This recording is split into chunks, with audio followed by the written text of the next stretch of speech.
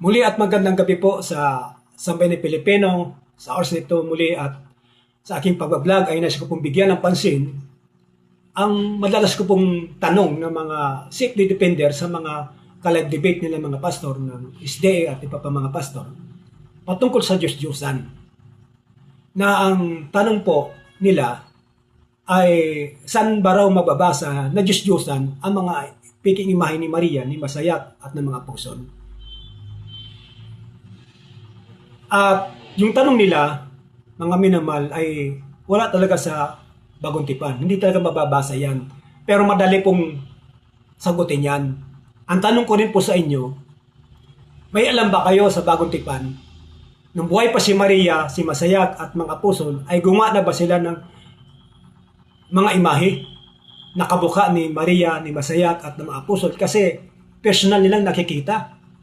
Si Masayat, Misaya at mga apostol, kumpara sa inyong mga imahe na mga piki ang itsura, mga mukhang Romano at mga European kasi maputi, brown hair, blue eyes, ay ang mga tunay na Hudyo na pinagmulan ni Maria sa lipin Huda.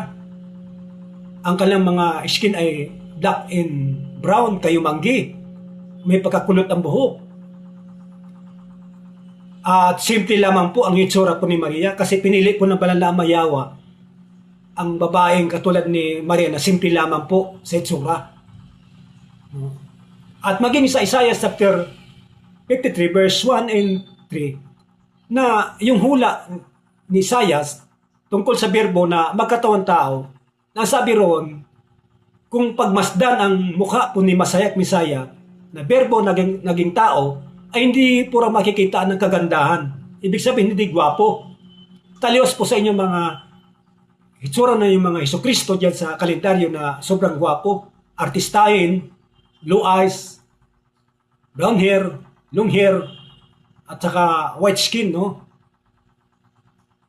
So, yan po ang ang tanong ko po sa inyo. Mayroon ba kayong mababasa sa New Testament na nung buhay pa si Maria, Masayat at mga apostol ay mayroon na po bang gumawa ng kanilang mga imahe? Wala kayong mababasa, di ba? Means, hindi talaga magkakaisyo na ang mga imahe ni Maria, ni Masayat at mga apostol ay Diyos-Diyosan.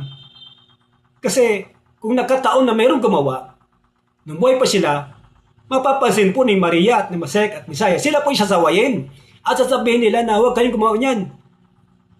Dahil Diyos-Diyosan yan.